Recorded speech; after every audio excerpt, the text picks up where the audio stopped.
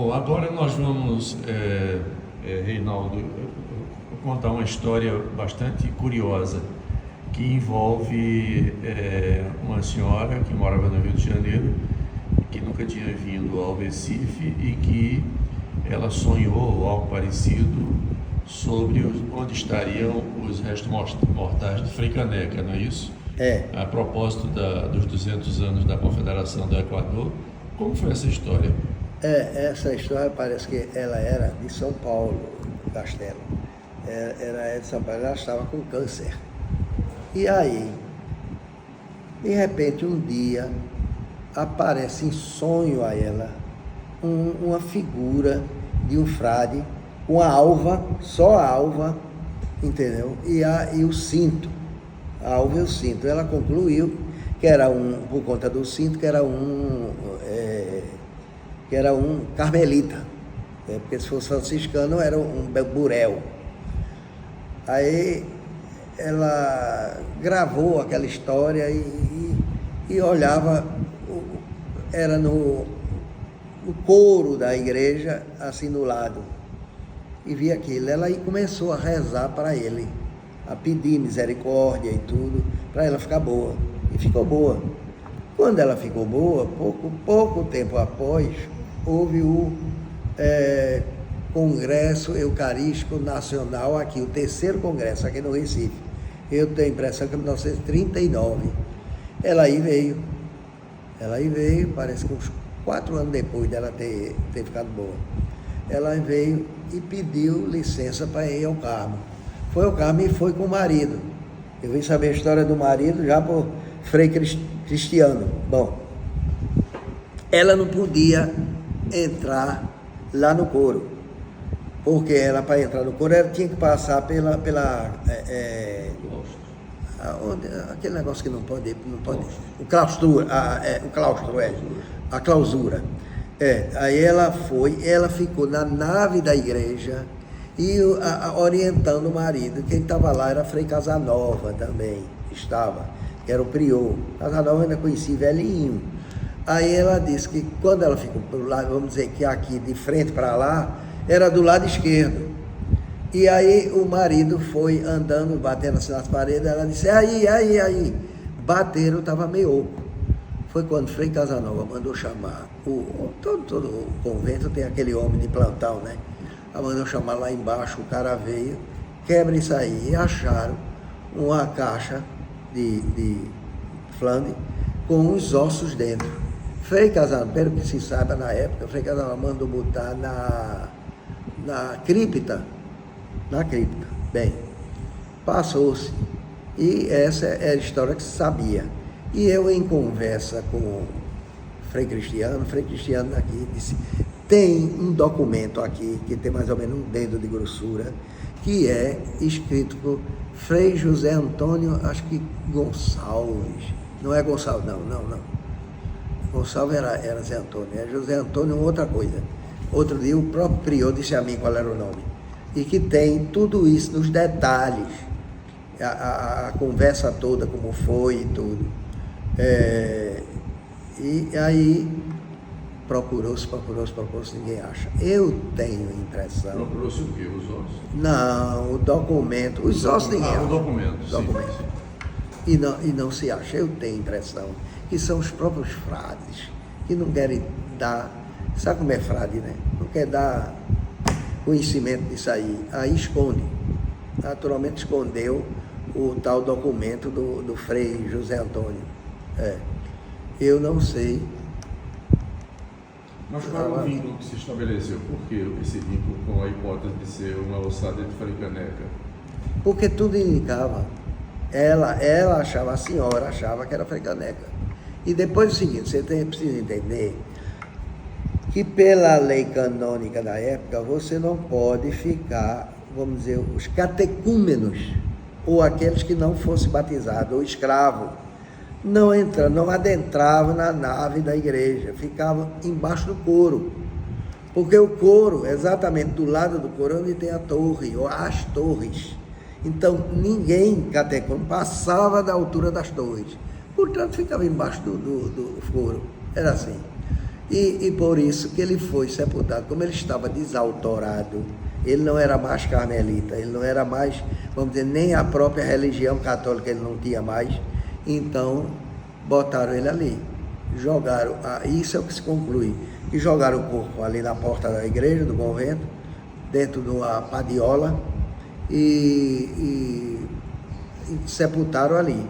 Ou então sepultaram no outro canto, porque o que se encontrou foi uma caixa.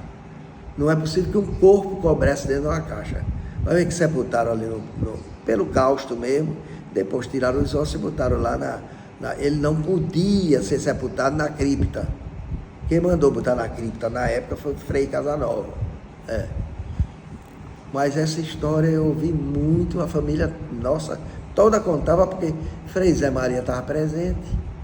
Zé Maria estava junto de Frei Casanova quando assistiu isso, essa procura. E agora a gente faz tudo para ver se encontra, mas não acha não. Marco Cabral está achando, não que foi na Horteceira, não foi na Horteceira, foi na frente do Carmo mesmo. Agora, para ele ir para aquele canto, exatamente porque só uma pessoa desautorada, só uma pessoa que não era mais cristã, é que ficaria naquela altura, entendeu? E já botaram, vamos dizer, no couro para poder ficar longe de que soubessem gente aparecer para fazer. Feito aqui o cajado uma vez, eu disse para Nestor era o cara antigo aqui, passou 50 anos aqui. Quando fez 50 anos, coitado, morreu ali, num desastre na esquina. E aí eu disse, mas Nestor, esse cabo aqui devia ser muito alto, porque uma bengala dessa altura, ele disse, não é bengala não, é o cajado de Padre Biapina. Padre Biapina andou, dito por Nestor, 16 mil quilômetros no Nordeste a pé com esse cajado. No final da vida dele, ele não aguentava mais, ele ia numa padiola.